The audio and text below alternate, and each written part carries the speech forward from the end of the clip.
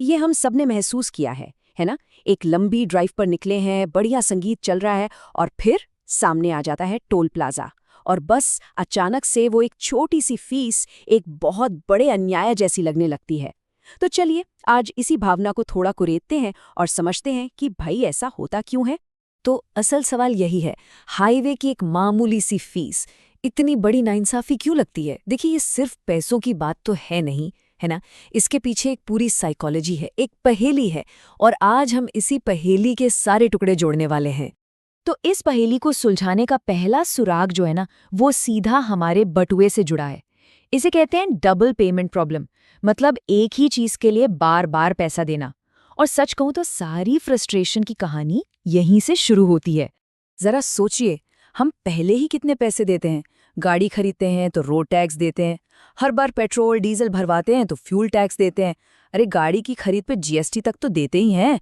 तो जब इतना सब देने के बाद वो टोल गेट सामने आता है ना, तो दिमाग में बस एक ही बात आती है कि भाई एक ही सड़क के लिए कितनी बार पैसे दें। और ये जो लाइन है ना, ये इस फीलिंग को एकदम परफेक्ट तरीके से बताती है। ड्राइवर के दिमाग में मीटर कभी टिक टिक करना बंद ही नहीं करता। बिल्कुल, ये एक न खत्म होने वाले चक्कर जैसा लगता है। हर मोड़ पर उसी सर्विस के लिए पैसा लिया जा रहा है जिसके लिए हम पहले ही दे चुके हैं। अच्छा, अब आते हैं दूसरे सुराग पर, और ये है टूटा हुआ वादा। ये वो सिचुएशन है जब हम जो कीमत चुका रहे हैं उसके बदले में जो चीज़ मिल रही है वो हमारी उम्मीदों के आसपास भी नहीं होती। हमसे वादा क्या किया जाता है कि सड़कें बेहतर होंगी, सेफ होंगी, एकदम मक्खन जैसी। टोल लेने का सबसे बड़ा कारण तो यही बताया जाता है।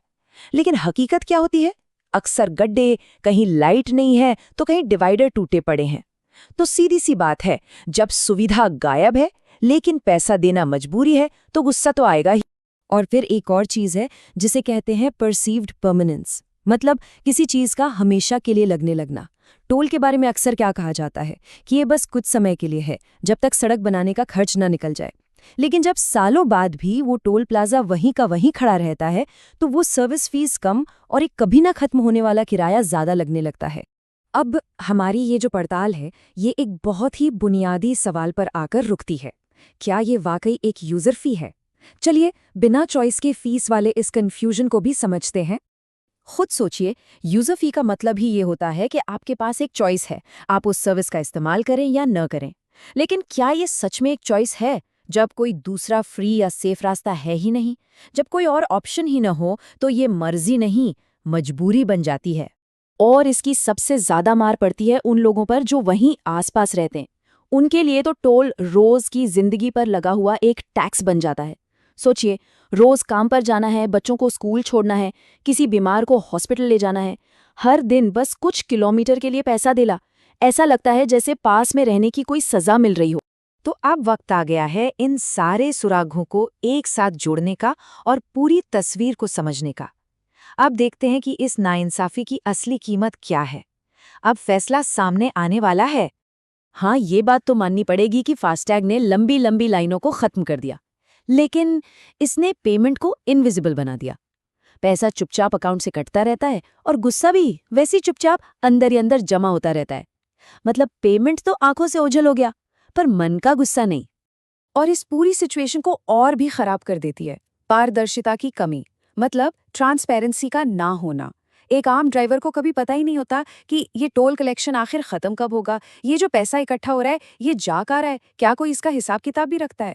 और जब इन सवालों के जवाब न मिले तो दिया हुआ हर रुपया शक के दायरे में आ जाता है। तो फिर ये सारी फीलिंग्स, बार बार पेमेंट करने का गुस्सा, वो टूटे हुए वादे, कोई चॉइस न होना और ये पूरी तरह से पारदर्शिता की कमी, इन सबको आखिर कौन सी एक चीज आपस में जोड़ती है? वो एक सबसे बड़ी वजह क्या है? और इसका जवाब इस एक लाइन में छिपा है जो सब कुछ साफ कर देती है। लोगों को पैसा देने से नफरत नहीं है, उन्हें नफरत है बिना किसी फेयरनेस, क्लैरिटी और रिजल्ट के पैसा देने से। बस यही है इस पूरी पहेली का जवाब।